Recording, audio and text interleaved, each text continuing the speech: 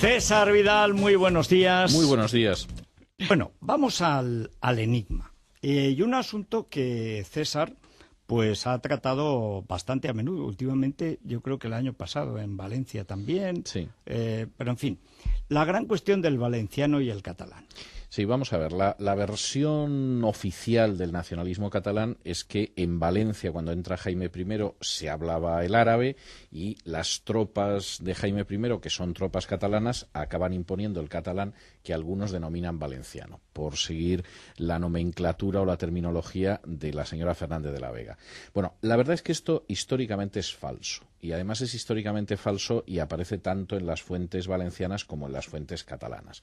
Lo que sabemos es que en Valencia no dejó de hablarse nunca el romance. De hecho, antes de la llegada... Cierto, y sí. Perdona, como fue maestro mío en asunto de filología, Ubieto, que ha sido uno de los grandes historiadores que vivió sus últimos años como catedrático en Valencia, dedicó un libro exclusivamente a documentar precisamente lo que acaba de decir César, la existencia de un romance similar al del conjunto de la península, que era un latín pues relativamente degenerado, pero que conservaba los rasgos básicos del latín. Efectivamente, Ubieto es uno de los que lo ha estudiado, Huici es otro de los que lo ha estudiado, y es una lengua que en la documentación árabe se llama al-rumía, que sería algo así como la lengua cristiana o la lengua romana, ¿no? Era una lengua romance la que se hablaba en la zona de Valencia. Tan es así que en el momento en el que entran las tropas aragonesas de Jaime I el Conquistador en Valencia, entienden algo de lo que habla la gente porque es una lengua romance, se pueden entender más o menos con ellos.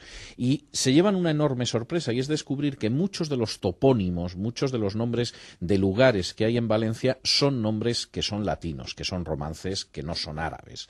En ese sentido, es curioso que el propio Jaime I, cuando dicta las primeras disposiciones para Valencia, establece que los jueces dicten sentencia en la lengua romance de esa gente. Es decir, no que lo hagan en otras lenguas, por ejemplo, en el caso de la Corona de Aragón, durante mucho tiempo la documentación oficial fue en latín, sino que lo hagan en esa lengua romance, pues que es el origen de lo que va a ser el valenciano medieval. No solamente esto es así, es decir, que existía una lengua romance que es el origen del valenciano, es que además, para terminar de arreglar, catalanes hubo poquísimos en lo que fue la reconquista de Valencia. De hecho, cuando uno estudia el llibre del repartiment, el libro del repartimiento, de cómo se repartieron esas tierras del Reino de Valencia entre los caballeros que acompañaron a Jaime I, hay una serie de cosas que quedan claras. Primero, que no llegó ni al 5% el aumento de la población con catalanes y aragoneses que vinieron con Jaime I. Segundo, que además la mayoría de ellos eran aragoneses y no catalanes.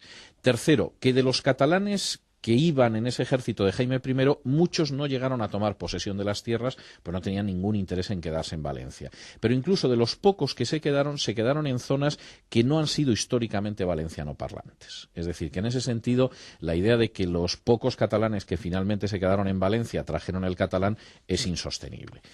Esto, que es algo que yo creo que históricamente no tiene ninguna discusión, además era totalmente admitido durante la Edad Media. Es decir, valencianos y catalanes nunca discutieron el hecho de que el catalán era una lengua y el valenciano era otra. Por ejemplo, Martín de Viciana, cuando cuenta lo que fue la entrada de Jaime I, primero dice que las tropas de Jaime I que venían de Cataluña lo que hablaban era el provenzal, que esa es una vieja historia en el sentido de que el catalán... llamarle lemosí. Exactamente, lo llama también lemosín. Y es la vieja historia. Hay, de hecho, muchas universidades en Europa que sostienen que el catalán simplemente es un dialecto del provenzal, que era lo que creía Martín de Viciana.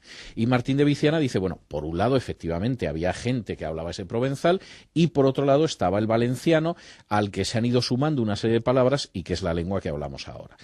El valenciano vulgar, que por ejemplo Joanot Martorell dice que es la lengua en la que escribió el Tirant lo Blanc, en el prólogo, que por cierto en algunas ediciones catalanas esa referencia al Tirant lo Blanc ha sido suprimida.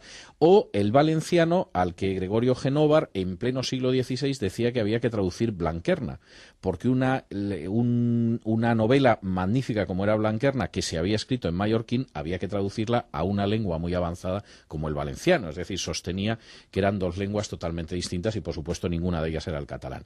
Y por citar dos testimonios que a mí me parece que son recientes pero muy elocuentes, tanto Pi y Margall, nada sospechoso, como Josep Pla sostenían que efectivamente el valenciano y el catalán eran lenguas distintas. Yo creo que Pla sobre todo por fastidiar. Sobre todo Pla, sí. Sí. Bueno, puede ser, y además puede ser. Por fastidiar. Puede ser. Bueno, pues muchas gracias, César.